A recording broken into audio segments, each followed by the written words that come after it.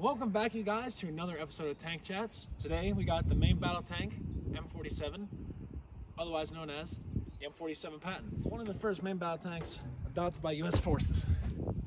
So without further ado, let's get into the history of it. Alright guys, so looking at one of the first main battle tanks the U.S. adopted, we're going to get into the history of it right now.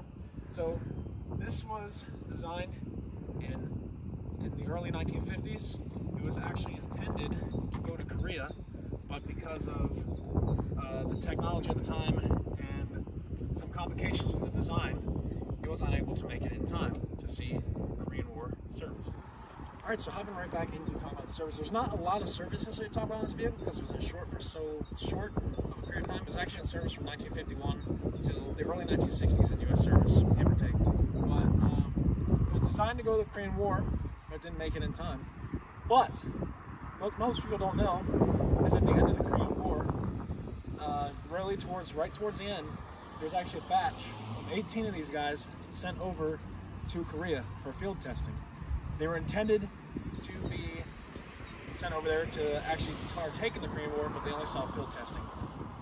It's kind of a bit of a stretch to say that they would actually saw tank-on-tank combat, because this vehicle did not see any. After the Korean War, they were sent over to Germany, where we are now actually, and used mainly in the Cold War just as basically border security on the Berlin Wall and the...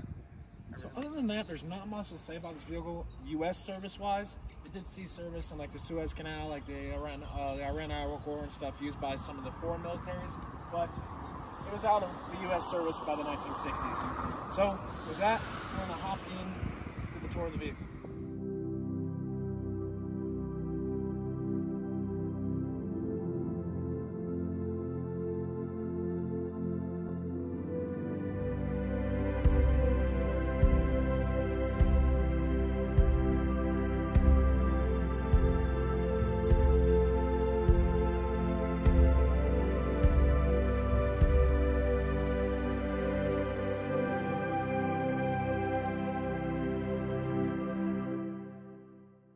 Alright, so hopping right in front of the vehicle, you guys, you got your front glacis plate right here, sloped at 60 degrees, 4 inches thick, effectively making it about 8 inches diameter.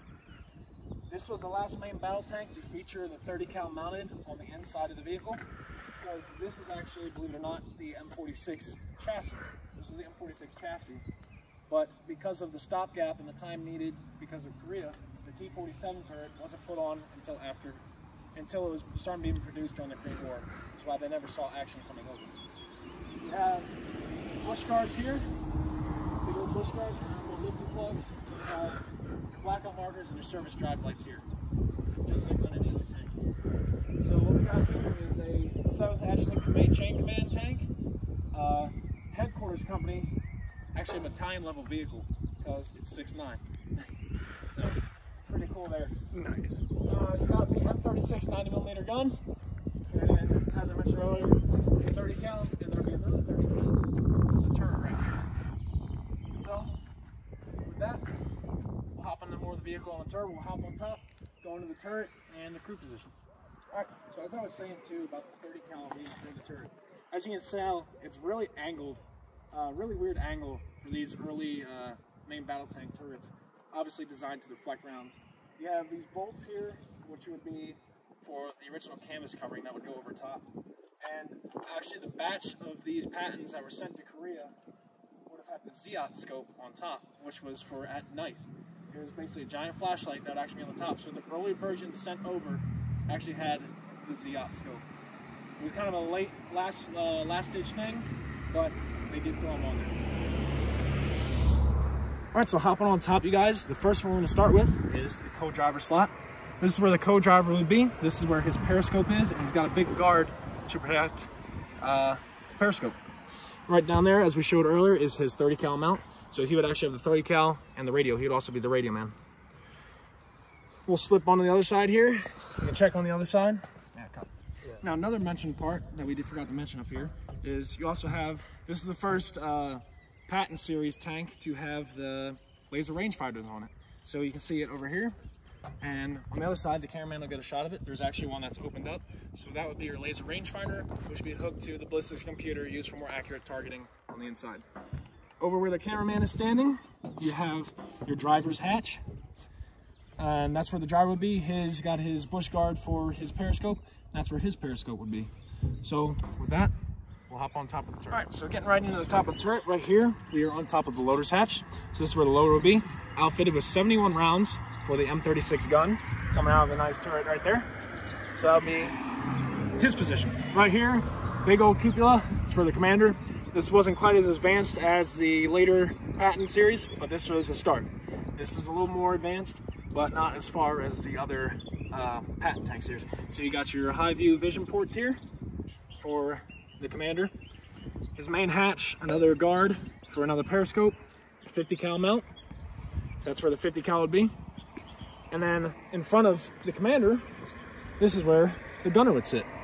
So he would actually be linked directly into the previously mentioned laser rangefinders, and this is where he would be sitting down in here. His gunner sight will be right there approximately on the mantlet, but right now it's covered up so you can't see it. On the other side of the mantlet is where the loader's 30 cal would be.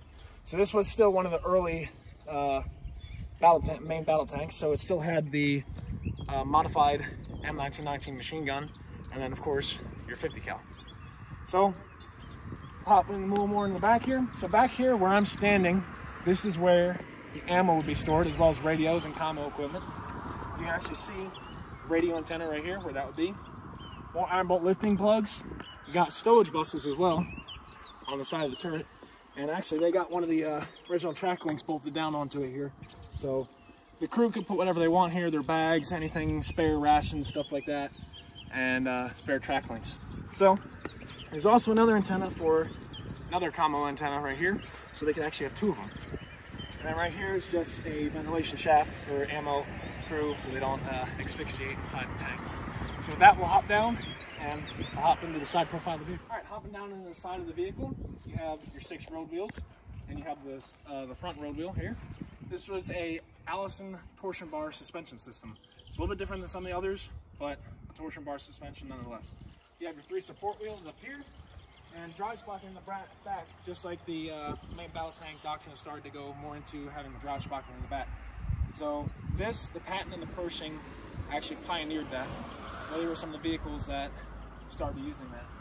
You got stowage boxes here on the side. You can put extra stuff inside they wanted, anything like that. And you see the massive exhaust system they have back here. There was a big engine on the inside, and we'll get into that when we get to the back. So massive exhaust system here, and then obviously you have your track links. Right, so hopping back into the rear of the vehicle, you guys. Obviously you can see the massive engine deck. So like we said earlier, this is the chassis of the M46.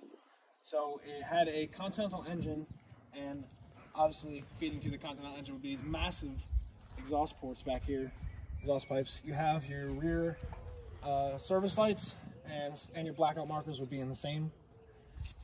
Spare stowage bustle right here for fuel cans, fuel jugs, just anything like that. And then you have your travel lock for the gun back there. So this engine would operate on 233 US gallons and had a range of about 100 miles. Being one of the early main battle tanks, should probably hit 30 miles an hour. You got your tow pintle back here, which is very similar to today's, and you got your rear bumper markings, just like with the front of the tank. And in a different spot this time, but very similar to other vehicles we looked at, this is actually your talk box right here. So the radio would be inside.